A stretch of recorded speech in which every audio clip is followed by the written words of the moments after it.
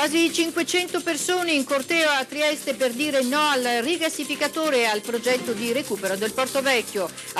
Manifestazione contro il rigassificatore e contro il progetto per la riqualificazione del Porto Vecchio questa mattina a Trieste, con un corteo che si è snodato da Piazza Goldoni e ha percorso via Carducci fino a Largo Santos davanti all'ingresso dell'antico scalo. Vi hanno partecipato circa 500 persone con striscioni inneggianti al territorio libero di Trieste contro l'impianto progettato da Gas Naturale e bandiere delle Nazioni Unite e autonomiste giuliane.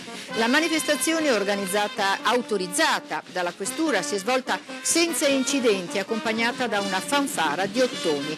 L'iniziativa è arrivata all'indomani della comunicazione di Gas Natural, con la quale la società spagnola ha ribadito le conclusioni del Comitato Tecnico Regionale sul rapporto preliminare di sicurezza del progetto.